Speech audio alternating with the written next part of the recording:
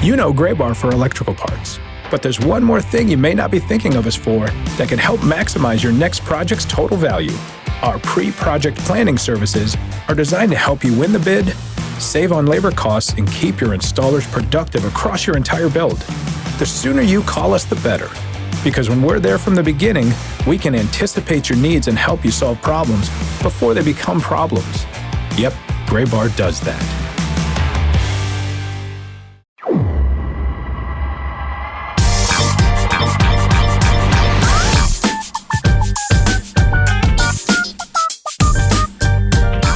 Welcome into the latest edition of the Show Before the Show podcast, the official podcast of minor league baseball, coming to you for the final time in the month of April in 2022. My name is Tyler Mon, and in New York City, all alone is Benjamin Hill. Hi, Ben.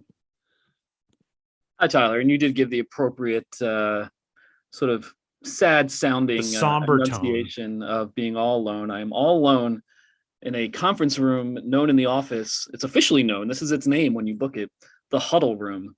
But I have no one to huddle with. I am just huddling alone. Very football term for the headquarters of Major League Baseball.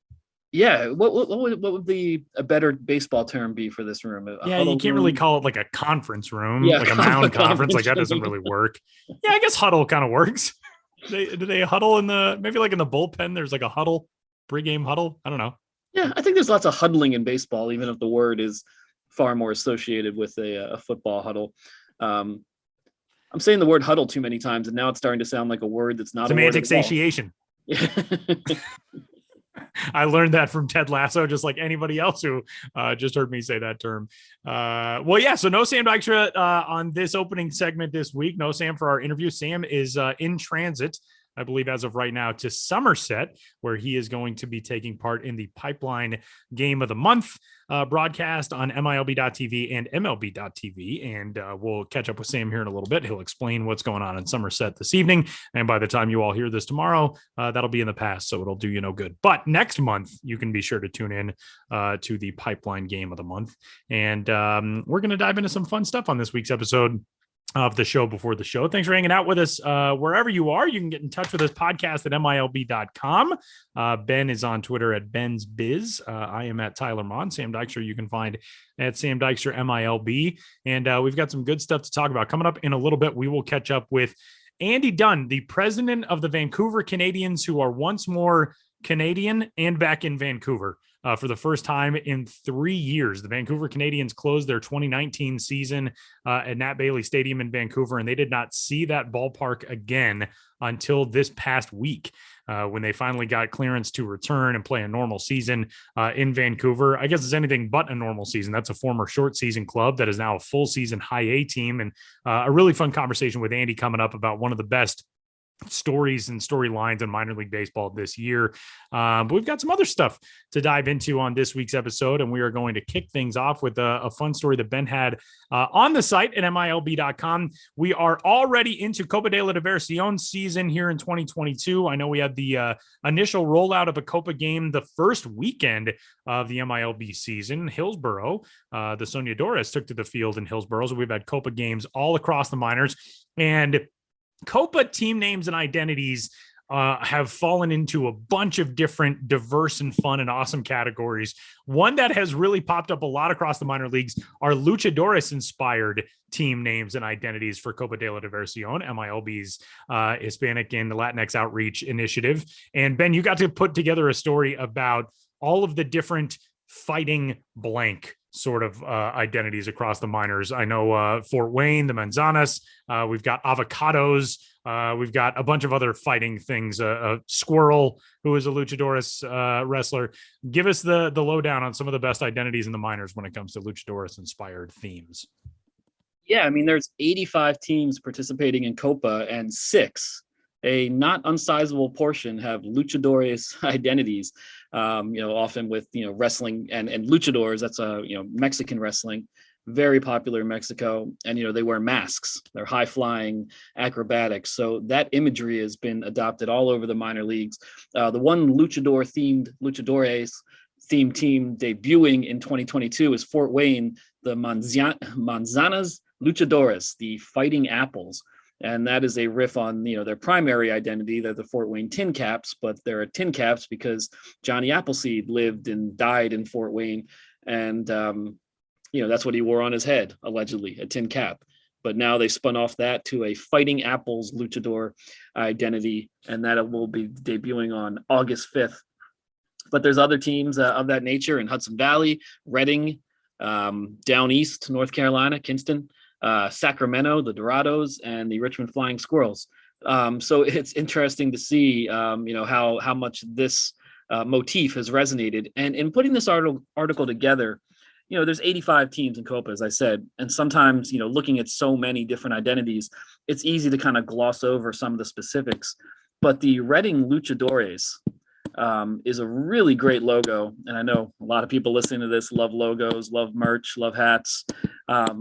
It's a really cool logo with a lot of symbolism incorporated throughout. I linked to a video the team produced in the story explaining some of it, but the bridge of the primary logo is like a luchador mask, and like the bridge of the nose is the Reading Pagoda, which is an iconic landmark building in Reading, Pennsylvania. And emanating from the pagoda are 23 rays of light, representing every Latin American country and Puerto Rico. Then there's other baseball references in the logo. There's musical references. There's other local architectural landmark references. And so for those of you who like to look at a logo and try to parse it all out and find all the hidden stuff, you can't do better than the Reading Luchadores. That is a really cool one, and the story is at MILB.com right now. I do remember doing a game in Reading back when I was in AA as a radio guy, and I knew nothing about the pagoda, but you can see it from Baseball Town, the home of the Reading Fightin' Phils. And I remember thinking, what is that? And doing some research, and it is a really cool building with a really cool history and a great logo. And the Luchadores story, of course, is up at MILB.com right now. Those are the Copa de la Diversión alternate identities. We've got another alternate identity that has popped up on the minor league landscape that is going to require some explaining. And it is explained in the latest edition of Ben's newsletter, which will be out later today. We're recording on Thursday, the 28th. What's going on with this Wichita identity? What is a turbo tub? Yeah, well, first of all, subscribe to my newsletter if you have not already. I wish I could give you a succinct link to do so, but there's a newsletter registration page on MILB.com. Get in touch with me on Twitter at BensBiz, or email me benjamin.hill@MLB.com if you can't figure anything out. I want to make it as community-oriented as possible, and as fun and rollicking and riveting as possible. So please read it, please subscribe, and please get in touch about anything in the newsletter, or just to make sure you're subscribed. And yes, in this week's newsletter, number 3 of Ben's Biz Beat, the Ben's Biz Beat, I'm leading off with the Wichita Turbo Tubs, a new alternate identity that the team announced. They're going to be suiting up as the Turbo Tubs every Thursday for the remainder of the season. And, the team put out a press release, of course, when they announced that they were the Turbo Tubs. But it was still, when I read it, I was still like, I still don't really quite understand all of this. So in the newsletter, I did my best, self-directed explainer of what a Wichita Turbo Tub is. And so let's start with the tub in question. I mean, it's a jet-propelled tub, and the tub is because Wichita, which is right on the Arkansas River, used to host annual tub races every single year as part of its 10-day River Fest. And these tub races, which were discontinued in 2008, they featured like antique porcelain bathtubs, mounted on rafts or flotation devices, and these tub racers would race along the river. So Turbo Tubs is first and foremost a reference to tub racing on the Arkansas River. I mean, who knew? I say this all the time, but you always learn so much about minor league baseball, or about America, just by covering minor league baseball, by reading about minor league baseball. So tub races on the Arkansas River are, the primary, inspiration behind the Turbo Tub identity. But then on the hat and on the jersey sleeves, the Turbo Tub in question is being piloted by a troll. And again, it's like, okay, now you have a troll in the mix. And the team just said, oh, near the keeper of the plane statue, there's a the troll references stories we all heard growing up in the folkloric element. And I was like, okay, why did you people of Wichita hear stories about trolls and like what is going on? And I still don't understand all of it, but the Keeper of the Plains is a huge steel structure, a huge statue monument at the intersection of the Big and Little Arkansas rivers. And somewhere near the Keeper of the Plains is a troll statue, but you have to look for it because this troll statue is located underneath a grate and chained up. You can go online and find pictures of the actual troll, but it's pretty a little bit disturbing. Wow. So yeah, that sounds really creepy. Yeah, so the Wichita Turbo Tubs, the Turbo Tubs are piloted by a troll. And so this identity is the mixture of discontinued tub racing on the Arkansas River and a really bizarre statue located near the Keeper of the Plains featuring a chained up troll who lives or is imprisoned underneath a grate. And this is what we call a deep cut. This is this takes a lot of explanation. I love it and I had people from Wichita in my Twitter mentions talking about how cool they thought it was because it tied together all these things that they were aware of. I love that. It's something that, as two of us who are not from Wichita are making very obvious. It requires a lot of explaining if you're not in on it, but man, I think that's so cool for, kind of the local pride of people who are from that area. And Wichita is a place with a really deep baseball history, and to have a baseball team that honors its own civic history. I'm reading Satchel Paige's autobiography right now. He talks about the National Baseball Congress tournament that was held in Wichita, and he makes reference to Wichita as being a baseball town unlike any you've ever seen, or something along those lines. And so I love stuff like this hyper local stuff. It might be confusing to people outside of certain communities, but I think that's what makes these hats and logos and identities what they are. It's what makes them so great. Yeah. And I think the tub races started after Satchel's time, but for some reason I can just see Satchel as part of his barnstorming, throwing baseballs, throwing a tub on the river, off a river tub and hitting his targets. It just seems so bizarrely, quintessentially American. It just all makes sense in a way that doesn't make any sense at all. It's perfect. And again, as Ben noted, you can subscribe to the newsletter at milb.com via the newsletter registration page and get in touch with Ben to make sure that you are subscribed for the Ben's Biz Beat. And with that, we're going to move to the interview, which I teased a little bit ago. But Ben, you set this up. This is a really cool story. It's a really cool conversation. Give us the breakdown of what's coming up with Andy Dunn. Yeah, you mentioned it earlier, and we'll mention it again in the intro. So we're just going to talk to Andy Dunn, Vancouver Canadians president, about the longest gap between home openers in modern minor league baseball history, maybe all of not all of minor league baseball history. We have to account for World War II, but let's just say almost certainly the longest gap between home openers in minor league baseball's post World War II history. And we'll get into the specifics of that and what a special place Vancouver is to see a baseball game.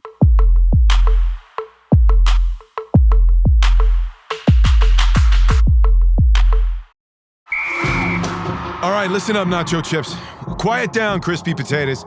This is the moment Velveeta's been preparing you for, and you're not about to crack under pressure. Today's the day to go all in on the drip. Velveeta's Heat and Eat Queso is the MVP of any game day spread, so stick by them, and you'll be golden. Now get out there and make delicious history. No tailgate party is complete without Velveeta. The Vancouver Canadians had their home opener on April 19th, one of the latest home openers of this minor league baseball season.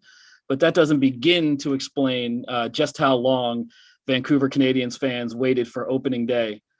It had been almost 1,000 days since the last time the team played in Vancouver after the cancellation of the 2020 season, and then continued COVID issues in 2021 and the border being closed and all sorts of logistical hassles. The team played in Hillsboro, Oregon last year.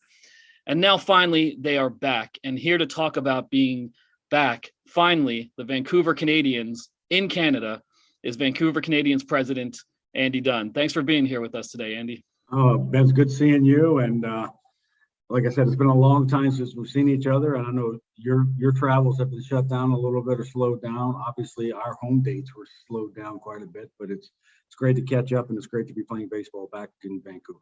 Yeah, absolutely. Great talking to you. And It's been way too long since I've been to Vancouver and Nat Bailey Stadium, but truly, not just saying this because you're the guest right now, but truly one of my favorite ballpark environments in all of minor league baseball, an historic facility, great setting, great views, really great fan base, and obviously a huge market.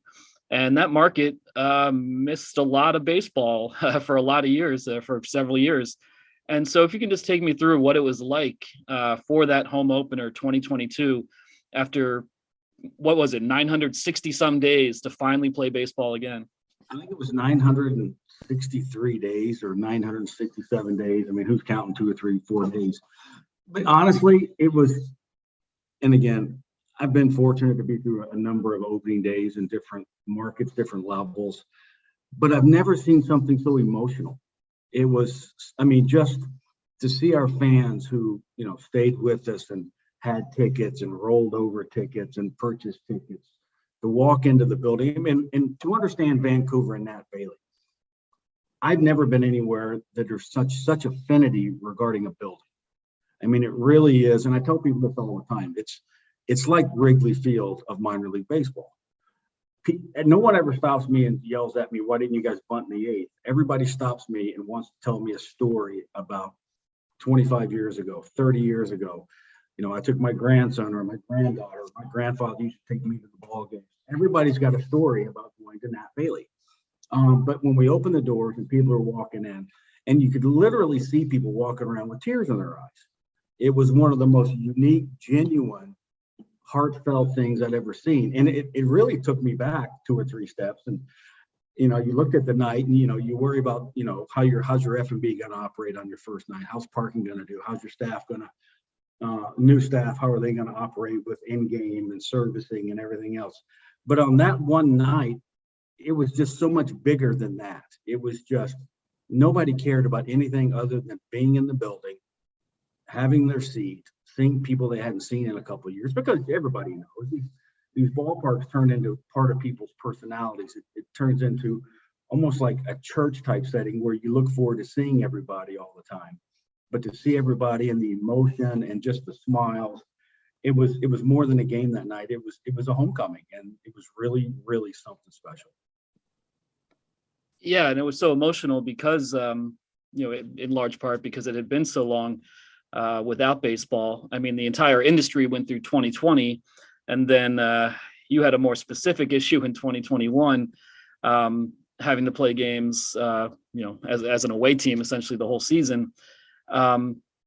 What was that like, navigating that period, just with logistically, with staffing, with staying active in a community when you're not playing baseball?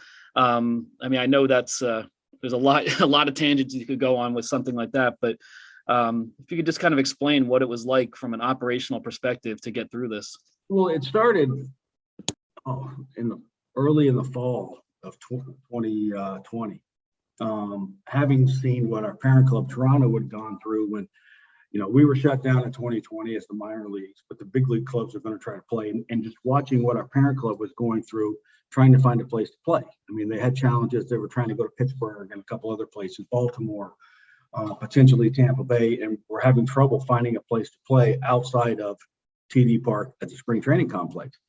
And so when we started looking at all this, I remember going to Jay Kerr, our chairman, and I said, listen, we got to get on this sooner than later, because, knowing the operational aspects. And so we talked to 2 or 3 people in our league.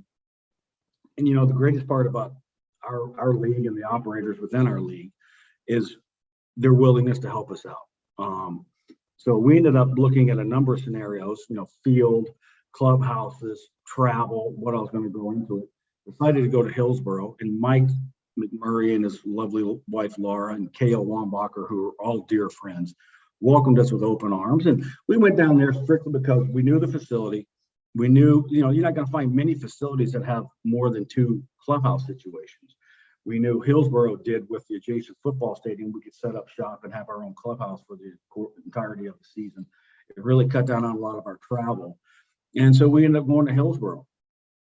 And couldn't ask for a better situation in a very tough situation, because they have the football stadium, and the one thing we needed last year was some of the COVID protocols with space, outdoor space. So we're able to set up weight rooms, dining halls, a lot of stuff outside. The city of Hillsborough was tremendous to work with.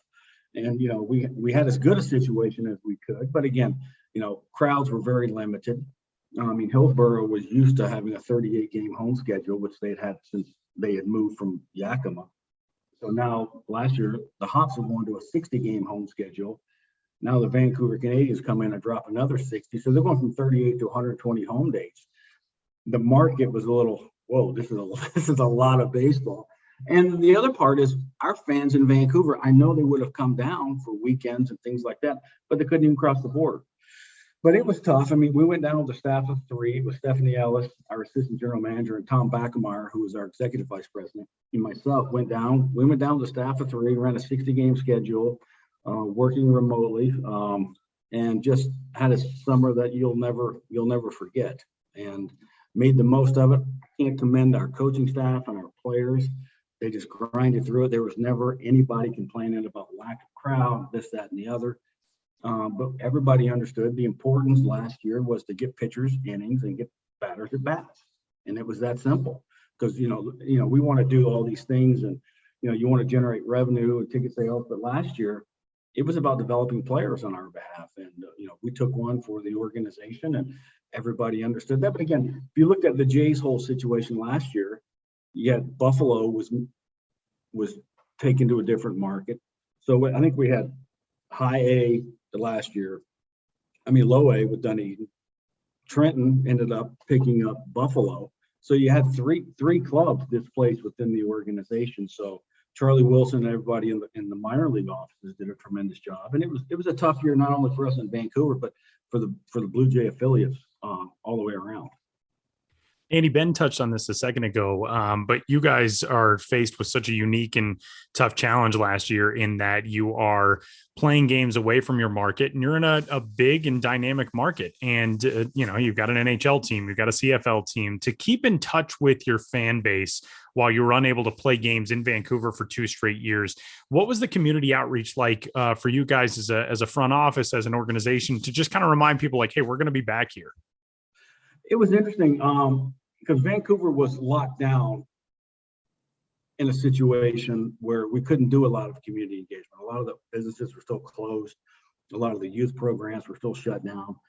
So most everything we did was, we had taped anthems every night in Hillsborough where our fans would come out and perform, and we would use their tape situation. We would do the same thing with virtual first pitches. And it was really important last year. We hired a new broadcaster, Tyler Zickel. And Tyler is a wonderful young guy, a very talented guy. And I kept sitting down with him. I said, you don't understand how this is probably the most important radio broadcast year of your life on behalf of the organization, because it's our only engagement back home. And our numbers on the radio were fantastic. We knew people were turning in.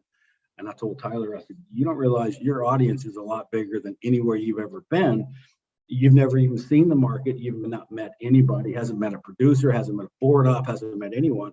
But I said, I need you this year to really step up and do it right, because you are our only message this year to keep us alive and keep fans engaged. And you did a tremendous job. And, Tyler, he's with us now up in Vancouver. But, from a lot of things, it strictly was that simple. We just have to keep people engaged through the broadcast and make sure we're doing all we can do to just keep baseball alive north of the border.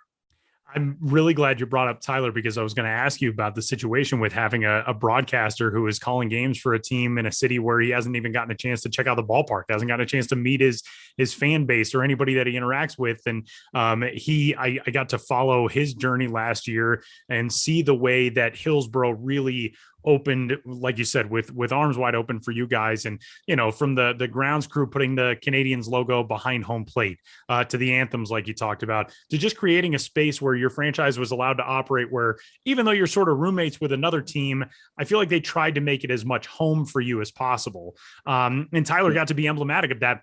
What did that mean for you guys when you got a chance to see, something just as simple as your logo on the field there?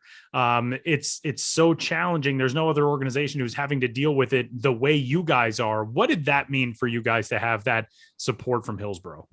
The city leadership was tremendous. I think one of the first phone calls I got when we got to Hillsborough was from the mayor.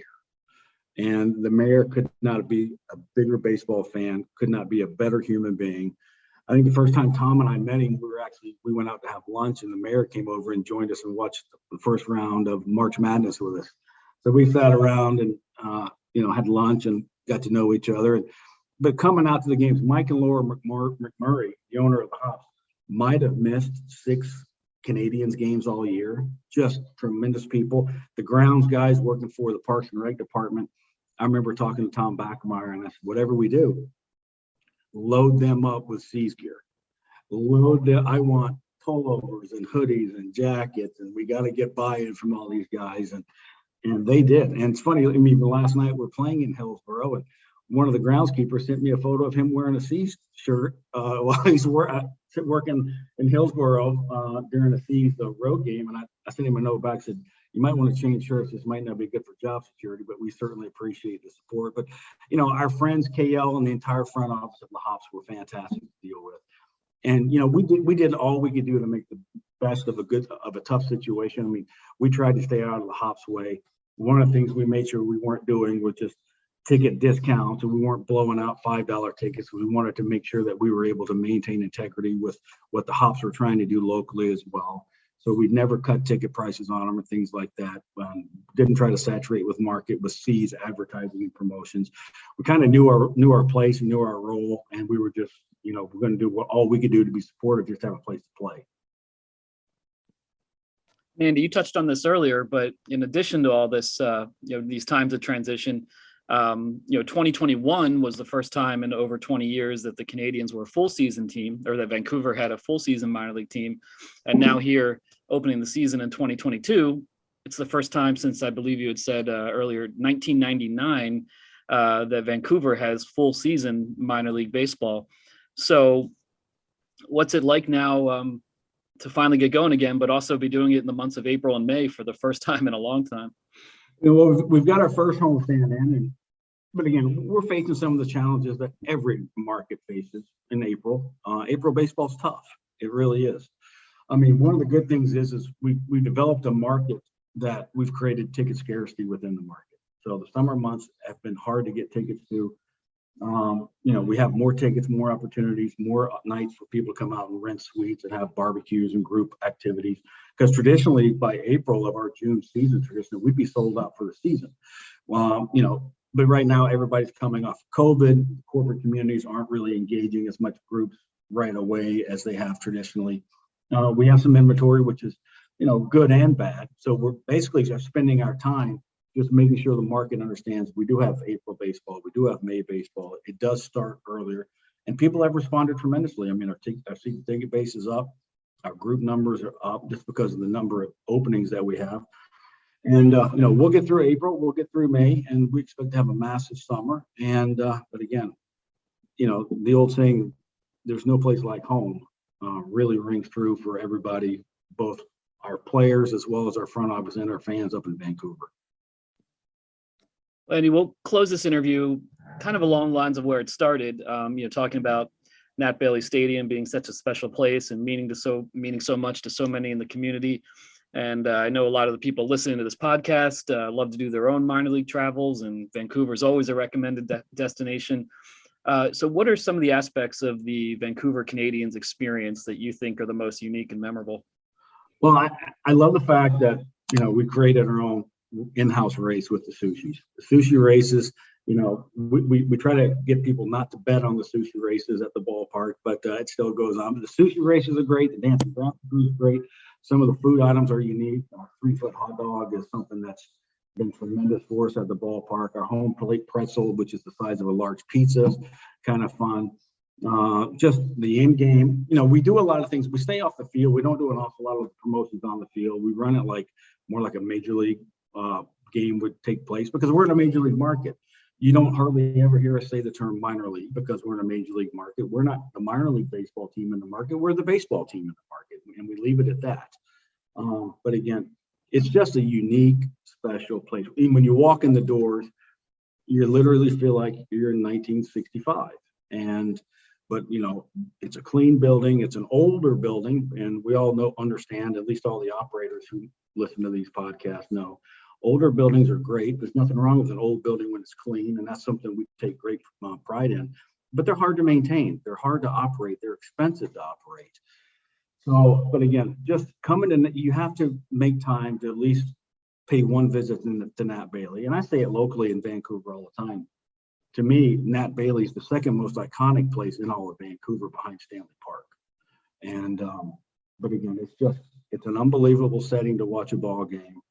And it's something that, once you go, you'll always have it on your map and on your list when you do travel back through Vancouver. Yeah, as you were talking, I had a flashback to one of my favorite memories from visiting, which was just that I would say, having been to a lot of ballparks, a lot of time singing the seventh inning stretch, it can be pretty lackluster. And I was reminded of being in Vancouver and the way those fans sang, and just that kind of old-fashioned connection to the game. And I remember just feeling, perhaps not on the verge of tears, but just feeling so just almost giddy about just the level of connection that the fans had. Yeah. Well, it's funny. My favorite part of the night, every night, is when we do both anthems. We'll start with the U.S. anthem and then they go to the Canadian anthem. And people in Vancouver just love to sing. They love to sing the anthems. And at that time, the ushers hold the walkways from the concourse into the stadium, and they hold them because they want people to stand at attention. But every night when the songs are over, I look at the entrances from the concourse, and it's like a subway entrance when people are getting off in New York City. It's unbelievable. People are just flooding through. And to me, that's my favorite night of the year, that people are here, the anthems are done, everybody's finding their seat, and let's sit down and enjoy a game. And that's, to me, the best part of the night. Well, there you have it. Vancouver Canadians, Nat Bailey Stadium, a special place, a special season, finally back in Canada where they belong. Get to a game, if at all possible, cross the border, and have a really memorable baseball experience. Andy Dunn, president of the Vancouver Canadians, thank you so much for being with us on the podcast, and best of luck the rest of the season. Thanks, Ben, and we certainly look forward to your next visit up north.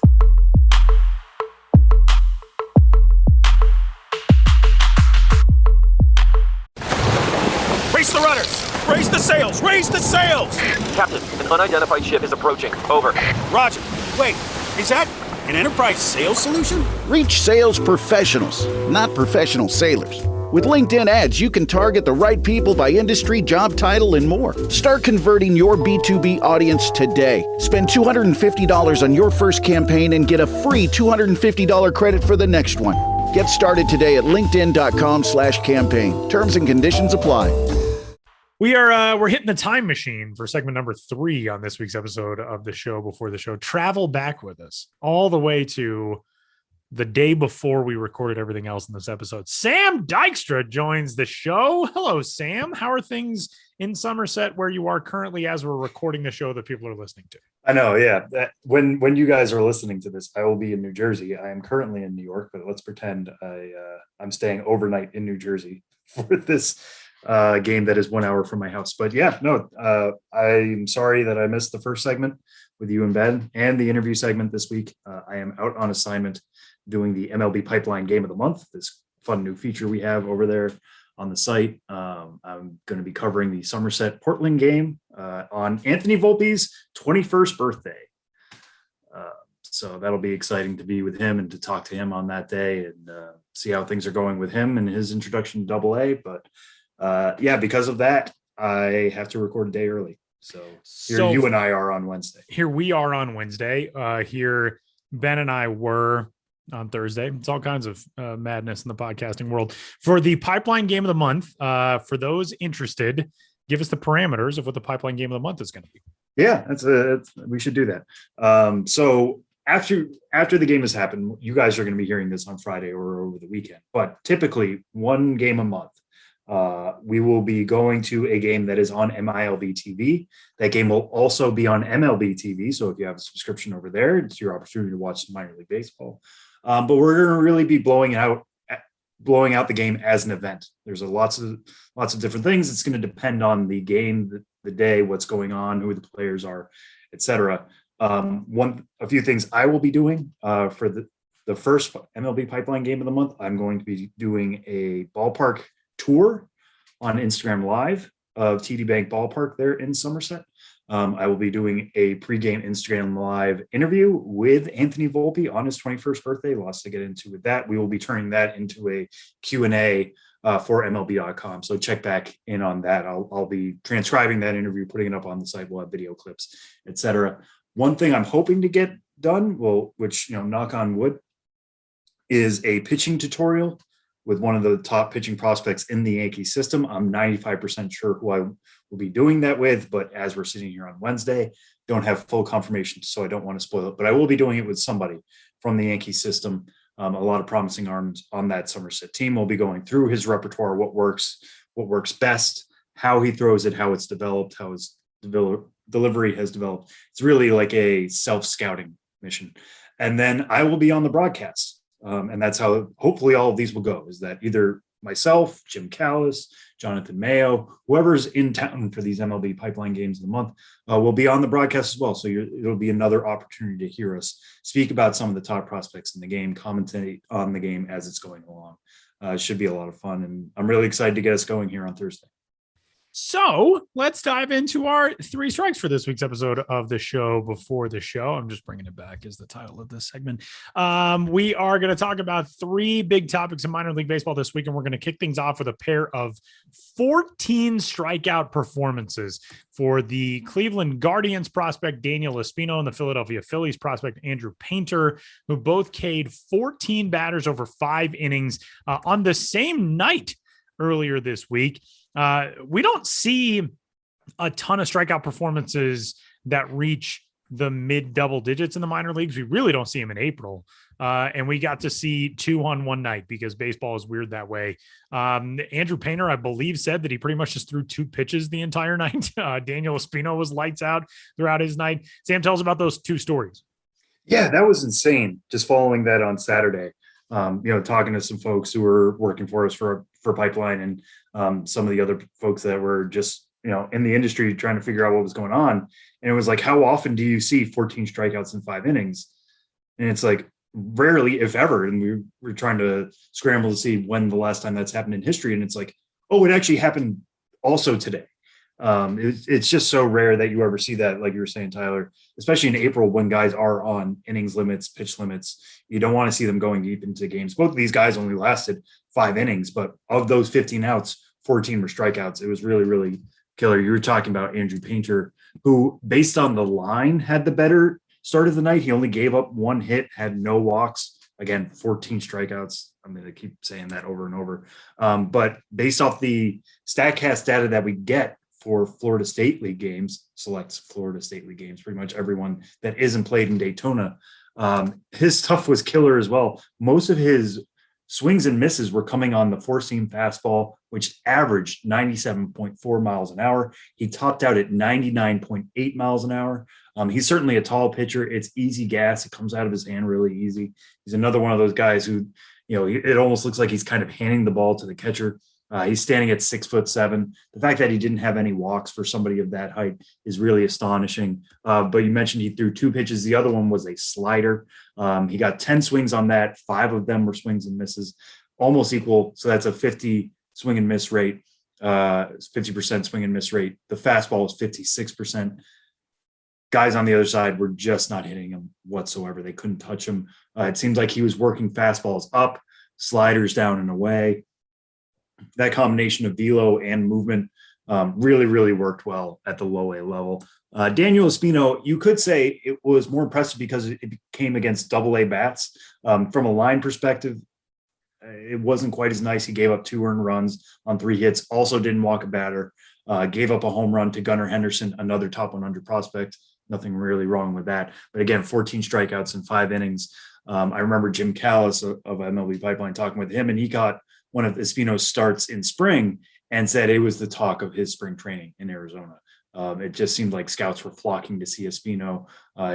In that game, he was touching 102 with his fastball. He was throwing a slider that is getting some comparisons to Jacob deGrom because it's throwing in the low 90s as a slider. you could kind of make the case that it's more of a cutter, but still it's working really well coming off that triple digit fastball. It sounds like that was working just as well at Akron. We're getting to the point here, and I don't want to, inflate a guy too much this early. We're recording this on April 27th. The first month of the season isn't out yet. But based on what we were hearing in the spring, based on what we're seeing now at Akron, again, he's sitting here right now, 30 strikeouts and 13 2/3 innings to start the year. Daniel Espino is in that conversation with Grayson Rodriguez as the top pitching prospect in baseball. It's getting insane. Obviously, Double-A is when you start to feel it, when guys start to think about the major leagues. A few more starts like this, he's probably going to Columbus, but he also could be seeing Cleveland by the middle of the year. And if that AL Central race is as open as it could be with all the injuries we're seeing for the White Sox, and if the Guardians really want to lean into pitching being their strength and finding some other pieces on the offensive side, Espino could be ready by July, if not sooner. It's insane stuff that is really working right now at Double-A level, and probably should be seeing the Triple-A level within a few weeks, if not sooner. That was some pretty cool stuff this week. We go from pitching prospects to a hitting prospect for strike two.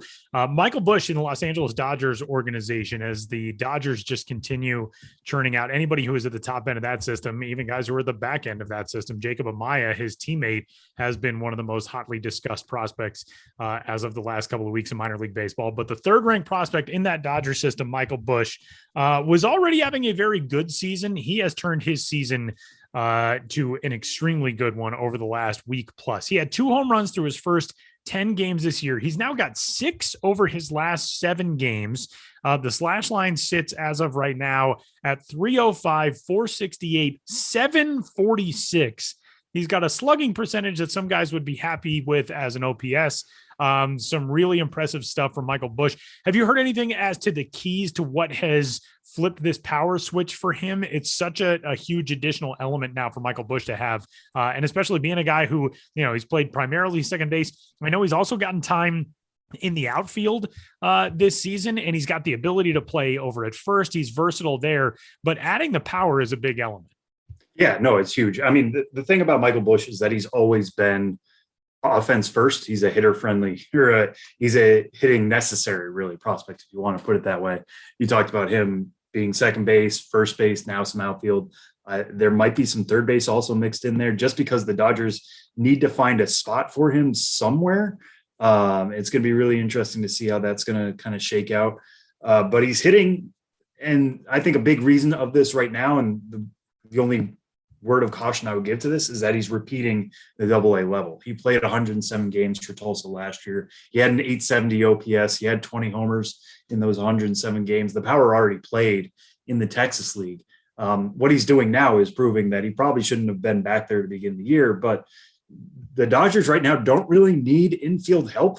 I mean, it's just kind of crazy to look at who they have right now in the infield. Obviously, Trey Turner is there. Freddie Freeman, they just signed as a first baseman. So Michael Busch, if you want to say he's not a second baseman and should maybe move over to first, okay, but Freddie Freeman just signed a long-term deal there, so that's not going to happen. Max Muncy is now their DH, essentially, because the DH is an option for the Dodgers, but they also have Gavin Lux. They're trying to find playing time for him, as he seems to really be coming into his own at last. He's still only 24 years old. So the Dodgers have options. They can kind of let Michael Busch stew.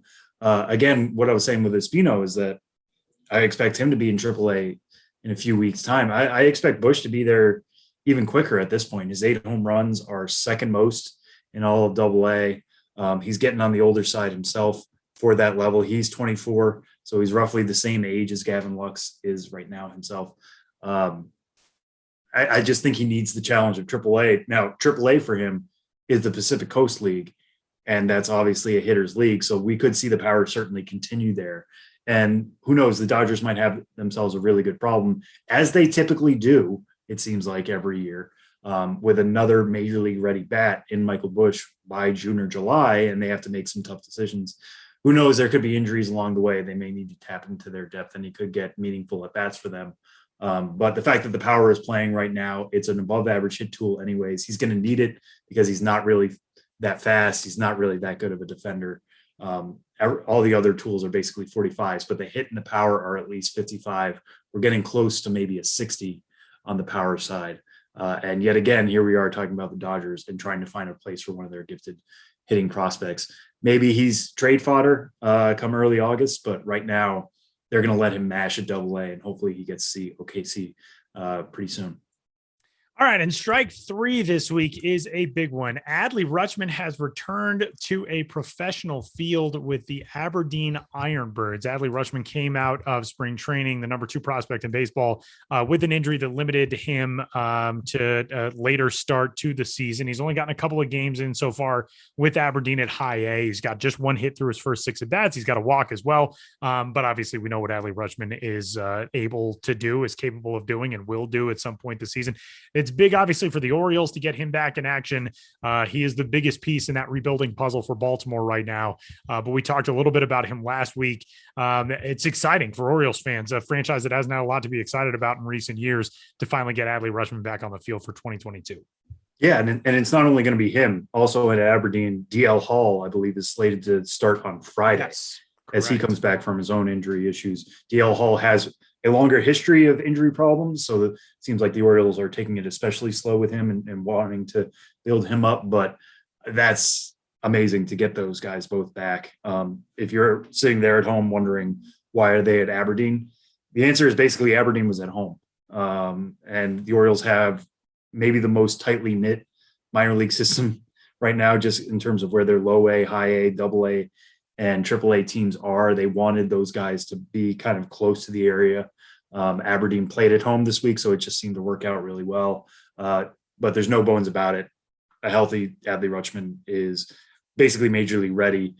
He's at least AAA ready, as we saw at the end of last year.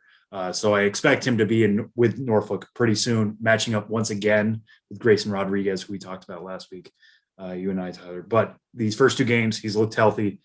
He played catcher yesterday. He got to hit a double. He walked in, I think it was 3 plate appearances. He started at DH here on Wednesday. So they're getting him some time in. He got 4 at-bats there, expanding the workload a little bit. Expect him to, maybe DH, maybe catch a little bit. But by the time he gets to Norfolk, he should be fully ready, fully up to speed. And yeah, it's only going to be a matter of time at that point before both him and Grayson Rodriguez are in Baltimore. And if DL Hall looks just as good on Friday, maybe we're talking about him adding to that Baltimore mix. And hopefully this O's team can really turn a corner, because I thought this could be the year for them. They didn't really make the moves in the offseason to do that. But if those 3 guys make it to the major leagues this year and establish themselves as major leaguers going into 2023, the Orioles should be a much improved team next year and be making investments to become a much better team and to surround those guys with even more talent. Well, hey man, enjoy Somerset. And also I hope you had a good time in Somerset. Thank you. Yes. I hope I also had a good time in Somerset. I'm sure. I too hope it all went well. Yeah. The Patriots have been fantastic in helping out with this. And I still get a kick out of the fact that the Patriots are a Yankees affiliate. Yeah. And may crack that joke several times on the broadcast. We'll see. Maybe they kick me out by the 3rd inning if I keep saying that. But yeah, it should be a very fun game. And like I said, this is just the start. We're going to be doing one of these a month. So keep them peeled for what our game of the month is going to be in May. And with that, we'll step aside. Josh Jackson joins the show ahead, and we're back to wrap it up. Coming up next.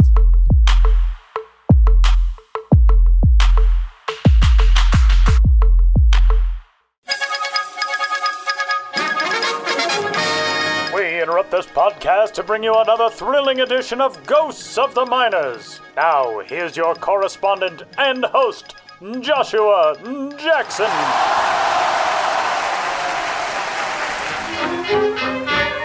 Welcome back to Ghosts of the Miners, in which all of you out there in Radio Land must identify the legitimate historical ball club hiding amidst the fraudulent pair. One was a historical fact. The others are just a part of my act. In the last segment, I asked you which of the following minor league baseball teams did at one time exist. A, the Provo Silverhaulers. B, the Appleton Papermakers. C, the Hollywood Producers. You couldn't have drawn it up any better if you read between the lines and picked B, the Appleton Papermakers, who could fill a book with their exploits in 4 iterations in parts of 6 decades. Rolling out in the Wisconsin State League of 1891, the Wisconsin-Illinois League from 1909 to 1914, and in another Wisconsin State League over 2 stints in the 1940s and 50s, the Papermakers were busy as beavers as representatives of the largest of the Badger States, Fox cities.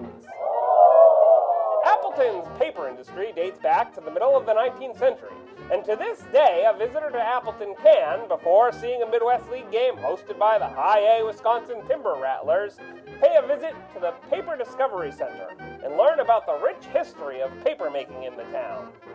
But you probably won't learn there about how Stormy Hogreaver, Rush Shumway, and Crazy Schmidt battled like heck to get the Papermakers of 1891 into second place behind the Marinette Lumber Shovers. Not quite 20 years later, a new team tried to turn the page as the Papermakers.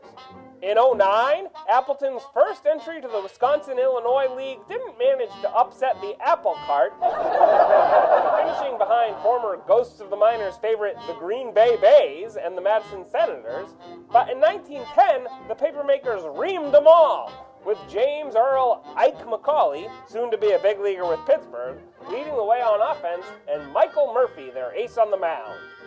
But the Papermakers, for all their longevity, turned out to be a bit of a paper tiger. The 1910 title was the only one the Papermakers could print, even as they returned in 1940, 26 years after the crumpling of the Wisconsin-Illinois League. The new Papermakers gave it a good rip in 3 seasons before a break for the war, but came up blank.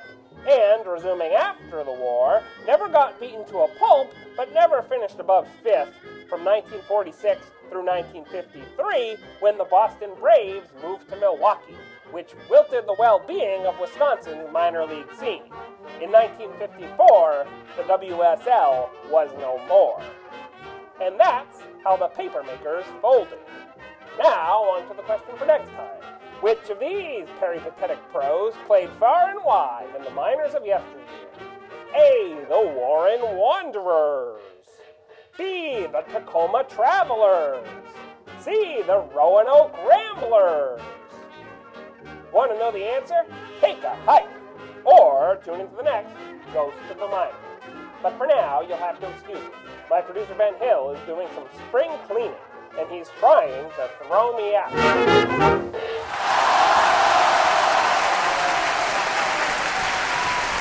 Saying goodbye on this week's episode of the show before the show. MILB.TV is where you can catch all the top talent in minor league baseball. Sam, what are you watching on MILB TV this weekend / next week? So looking forward to next week. There is a matchup between Jacksonville and Memphis. The game will be played in Memphis. Bringing up that game because Nolan Gorman, again, is turning on the power. He obviously had that stretch that we talked about earlier this month on the podcast. He continues to hit home runs. He has 2 homers today on Wednesday when we're recording this. That puts him in a tie for the minor league lead.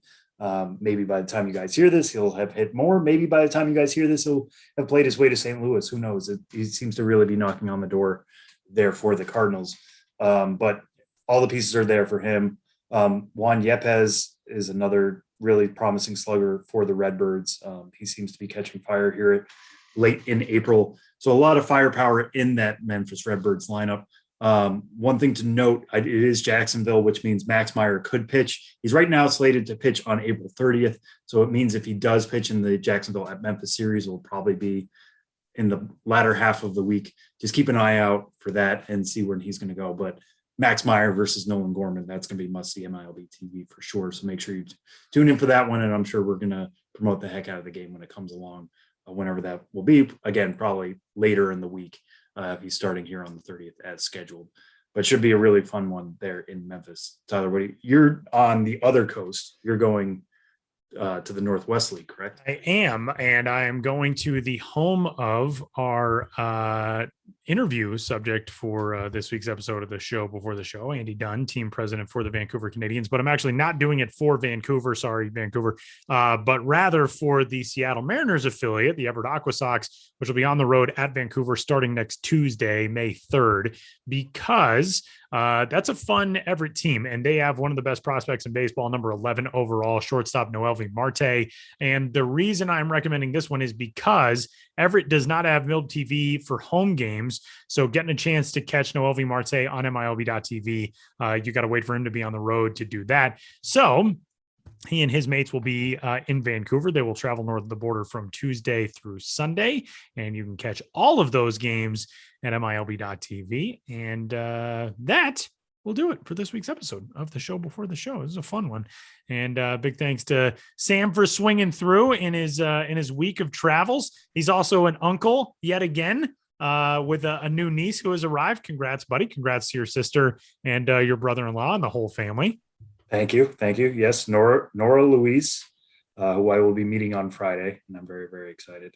I'm a thrunkle now, which is a new experience. It's crazy. You have surpassed me. I'm only twinkle, a dunkle. Well, see, that's the thing. People have been congratulating me and being like, "Oh, that's great. You have 3 of them now." I did nothing. I did that. Absolutely nothing. I love it. Oh, congratulations on your nephew. I'm like, yeah, I did not accomplish anything, but thank you. I'm very proud of it. I'm very proud of my complete lack of work to have made any of this happen. Yes. Fantastic. To be clear, I am very proud of my sister and my brother-in-law. Yeah. My sister did wonderfully. Obviously they're seasoned pros at this point, but all 3 kids are great, and they got to meet each other today, and everything seemed to go well there, and everybody's super excited. So pretty cool stuff. Well, enjoy it on Friday, and all of you enjoy your weekend. Big thanks for tuning into the show before the show. For Sam, I'm Tyler. We'll talk to you next week.